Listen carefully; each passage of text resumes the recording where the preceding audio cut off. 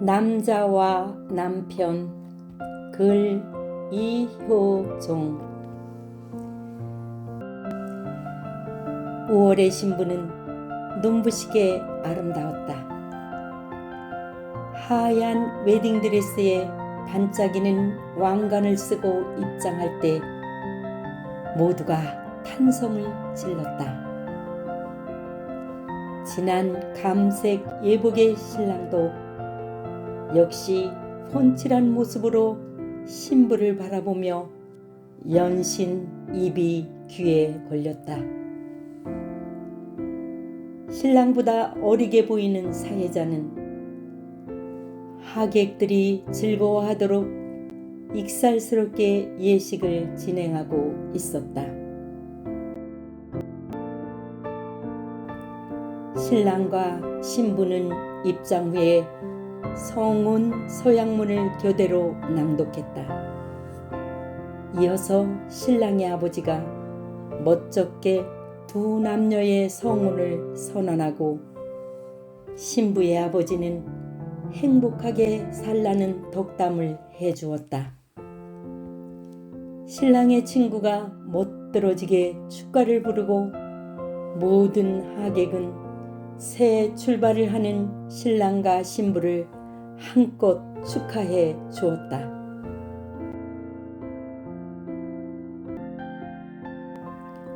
화려한 결혼식은 그렇게 막을 내렸다. 식을 지켜보던 나도 신혼부부가 앞으로 펼쳐지는 삶의 무대에서 행복하게 살기를 기원하였다. 방금까지 남이었던 한 남자와 한 여자가 부부로 맺어진 것이다.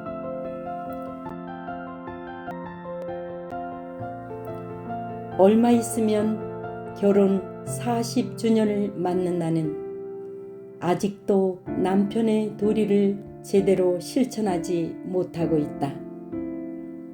몰라서도 그렇고 어떤 때는 알지만 게을러서 그렇다. 남편의 역할을 완전히 이해한다는 것은 수행자가 인내를 가지고 득도를 구하는 것처럼 어려운 일이다. 결혼식에서 주례나 부모님이 전해주는 남편에게를 머리로는 이해할 수 있으나 가슴으로 이해하기에는 더 많은 시간이 필요하다. 아마 평생을 노력하며 걸어가야 하는 길일 것이다.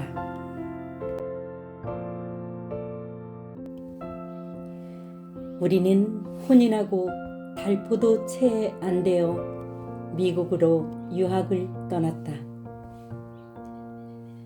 유학 시절 초반에 학교를 다니면서 미흡한 어학 능력 때문에 수업이나 밀려오는 과제와 씨름을 하느라 정신이 없었다. 당연히 아내를 자세히 살펴볼 겨를이 없었다. 더구나 처음 환전해 가지고 간 유학 자금이 소진되는 것은 시간 문제였다. 학업도 중요했지만 빵과 우유를 살 돈이 필요했다.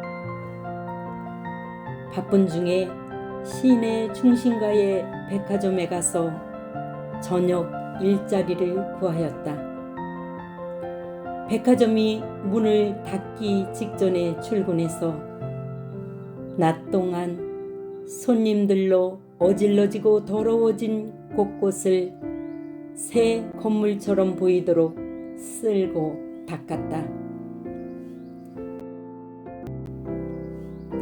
4층짜리 대형 백화점을 오르락내리락하며 바닥을 윤내고 쓰레기통을 비우고 화장실을 청소하는 일은 단순했지만 육체적으로 만만하지 않았다. 자정이 넘어 작업이 끝나면 파김치가 된 몸으로 집으로 돌아왔다. 버스가 끊긴 밤거리는 적막하기만 한데 가끔 희미한 불빛이 비치는 거리를 배회하는 사람을 만나면 섬뜩하기도 했다. 그렇게 간간히 비추는 가로등을 세면서 집으로 돌아오는 길은 10월이가 조금 넘었는데 무척 멀게만 느껴지곤 했다.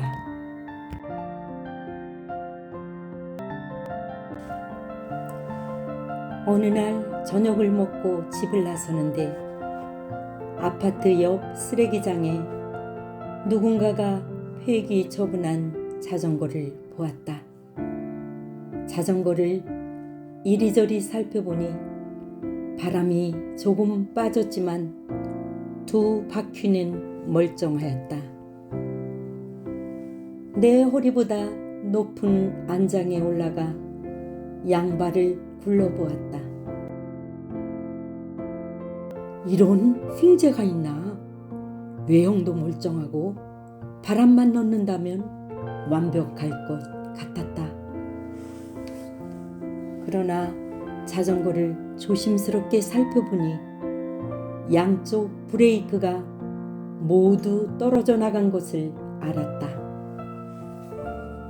자전거는 페달을 밟고 앞으로 나갈 수는 있었지만 쉽게 멈출 수가 없었다. 아내는 브레이크가 없는 자전거는 위험하니 타고 가지 말라고 말하였다. 백화점까지 가는 것은 그렇다 치더라도 일을 마치고 녹초가 된 몸으로 자정이 넘은 밤중에 돌아오는 것은 매번 힘이 들었다. 아내의 눈치를 보면서 자전거를 타고 가기로 마음먹었다.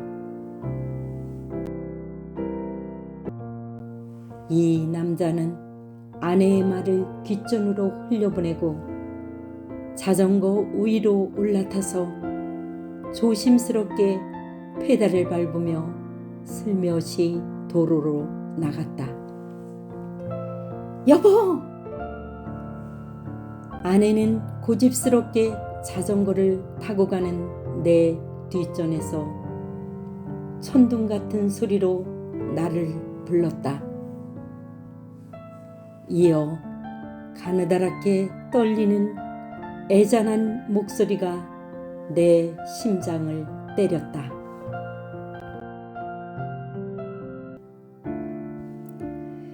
나는 당신 하나만 믿고 여기까지 왔는데.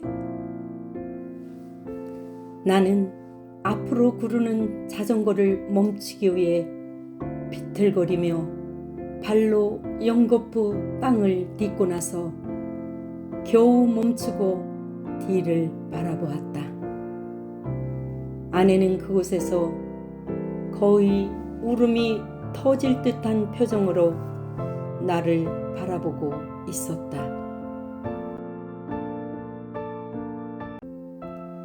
우리는 친척도 친구도 아는 사람이라고는 하나도 없는 이역만리 땅으로 날아온 철부지 젊은 부부였다. 신기루마저 보이지 않는 거대한 열사. 모든 것이 낯설고 말이 통하지 않는 이방인들의 세상은 고독의 사막이었다. 우리는 매일 끝없이 펼쳐지는 그 사막을 걷고 있었다. 끝이 보이지 않는 상막합의 한 가운데에서 아내는 내게 불행한 일이 일어나는 것을 상상하고 슬픔에 빠진 것이다. 나에게 오직 그녀밖에 없듯이 나는 그녀가 가진 전부였다. 평생을 살면서 아내를 편안하게 해주고 미소 짓게 해주고 행복하게 해 주어야 한다는 주례 선생님의 당부를 깜빡 잊고 있었다.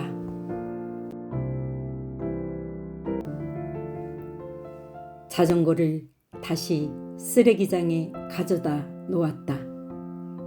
그리고 아무 말 없이 아내를 껴안아 주었다. 한참이 지나 아내의 얼굴을 바라보니 행복한 미소가 아름다운 얼굴에 가득 차 있었다. 아내의 미소를 보고 나서 백화점으로 향하는 내 발걸음은 무척이나 가뿐하였다. 그 여름 초저녁에 나는 남자에서 남편으로 성장하였다.